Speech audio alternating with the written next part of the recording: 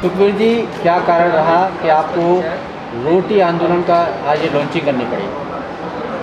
ये रोटी मूवमेंट जो है उन लोगों की आवाज़ है जिनकी आवाज़ समाप्त हो गई थी।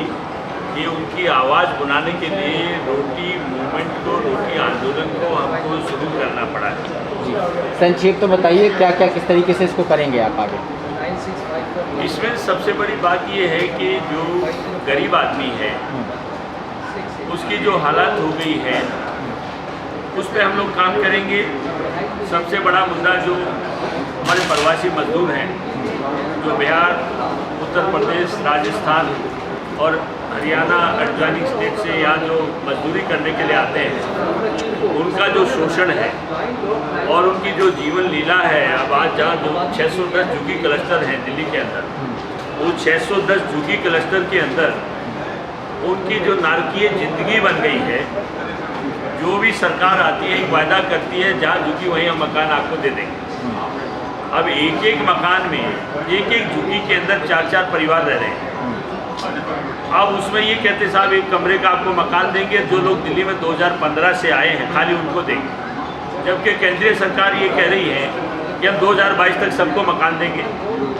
जब आप 2020 में दिल्ली में वोट ले सकते हैं तो 2015 का आपने सीमा क्यों रखी है? और वो जो झुग्गी क्लस्टर है मान लीजिए 20 एकड़ में है या 25 एकड़ में वो लोग बसे हैं, तो आप उनको मल्टी स्टोरी बिल्डिंग बना के एक एक कमरे का मकान दे के और उनको फारिग करना चाहते हैं और बाकी जो बची हुई ज़मीन है वो माफिया को बेचना चाहते हैं। अगर आप सही मायने में भला चाहते हैं उन गरीबों का तो जितनी वो ज़मीन है उस पूरी ज़मीन पे खाली झुग्गियों के लिए, जो झुग्गी में रहने वाले गरीब ये मजदूर लोग हैं उनके लिए मकान बनाइए आप। पूरा उसको स्कूल है, पार्क है, उनके जीने की व्यवस्था है, जो मास्टर प्लान में प्रोविज़न है, जो ह्यूमन राइट कमीशन के वैल्यूज़ हैं, लॉज हैं, उसको ध्यान में रख के आप उनको जीने का साधन बनाइए। क्योंकि जहाँ एक क्लस्टर में वो काम कर रहे हैं तो आसपास में वो घरों में काम करते हैं या इंडस्ट्री में काम करते हैं। अब वहाँ से उठा के आप ले कहाँ जाना चाहते हैं? तो ये खासतौर से दिल्ली में 610 क्लस्टर हैं जिसमें 410 के करीब सेंट्रल गवर्नमेंट की लैंड पे हैं और 200 के करीब स्टेट गवर्नमेंट की लैंड पे हैं। सिर्फ पॉलिटिकल मुद्दा बना के पॉलिटिकल पार्टी जो है वो उस पर काम करती हैं लेकिन देती कुछ नहीं है, तो उस पर हम लोग काम कर रहे हैं। और दूसरा, दिल्ली की उद्योग नीति में ये इन्होंने फैसला कर दिया दिल्ली में कोई मैन्युफैक्चरिंग यूनिट काम नहीं करेगी। अगर जब मैन्युफैक्चरिंग यूनिट काम नहीं करेगी, खासतौर से हमारे गांव में रहने वाले लोग, उन सब गांव 360 से ज़्यादा गांव हैं, उसमें रहने वाले लोगों की हालत ख़राब हो जाएगी। तो उस पर हम लोग काम करेंगे। गाँव के लोगों को हम अब मरने नहीं देंगे। उसके लिए भी हम इस जो प्रेजेंट सरकार है जो इसकी गाँव के लोगों के खिलाफ की जो नीति है उस पर काम करेंगे, आंदोलन करेंगे और उनके हक को दिलाएंगे। और अब ये सरकार उस पर काम नहीं करेगी तो दिक्कत तो उठानी पड़ेगी।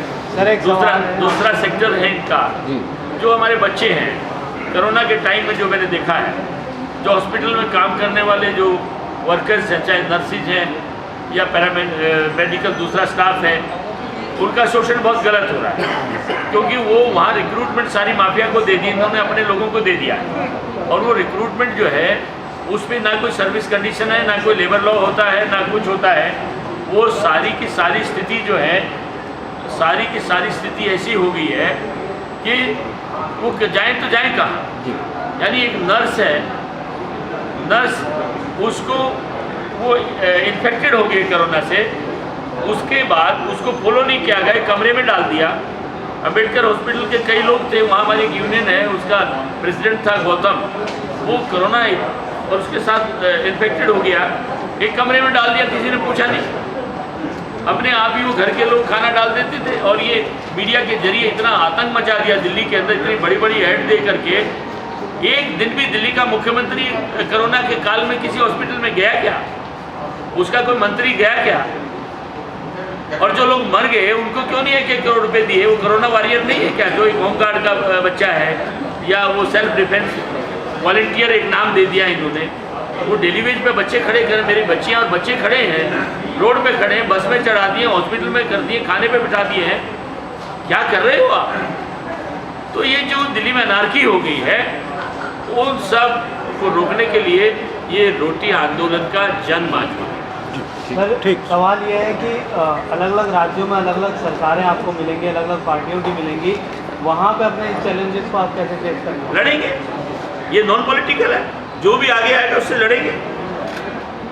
अरे भाई 86% लोग हैं इस देश में जो लेने वाले हैं, 14% लोग हैं देने वाले हैं। जो देने वाले वो मालिक हैं और जो लेने वाले नौकर हैं। तो ये देश तो नौकर का है जिसमें आप सब लोग आते हैं, लेकिन वो बांट के जाति में, धर्म में, इसमें उसमें बांट के और सारा का सारा हमारी जेब काट ली, पेट काट लिया। अब गर्दन पर खड़ा होना चाहते हैं। एक सर और सवाल कि कॉन्सेप्ट क्या होगा आपका इस आंदोलन का, क्योंकि पहले भी रोटी बैंक जैसे काफ़ी एनजीओ वर्क कर रहे हैं रोटी बैंक के लिए। देखिए रोटी बैंक नहीं है, ये रोटी बैंक नहीं है। नहीं, वही आपका कॉन्सेप्ट क्या होगा? हाँ कंसेप्ट, अरे आपको समझ में, हमने एक नोट भी आपको दिया, आपको उसको देखना चाहिए। वो चीज़ें सुनिए, दर्शकों के लिए क्या? सुनिए जेंटलमैन, सुनिए।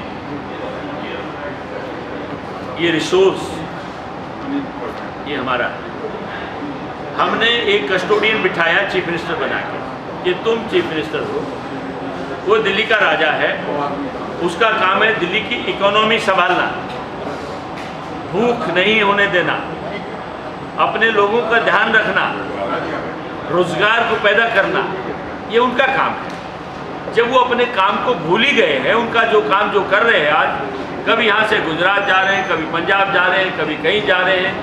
अरे भाई 168 रुपये में आज गरीब आदमी काम कर रहा है, और एक घर के अंदर अगर 4 मोटरसाइकिल हैं, 2 4 व्हीलर हैं, एक आदमी से 5,000 6,000 रुपये वसूल कर रहा है। पेट्रोल में, डीजल में, पार्किंग में 200 रुपये की आप बिजली और 300 रुपये का पानी दे के हमको चीट करना चाहते हो, तो हम एजुकेट करेंगे लोगों को। और ये जो इंडस्ट्री को बाहर निकालना चाहता है, हम इंडस्ट्री को भी बचाएंगे और गरीब मजदूर को भी बचाएंगे।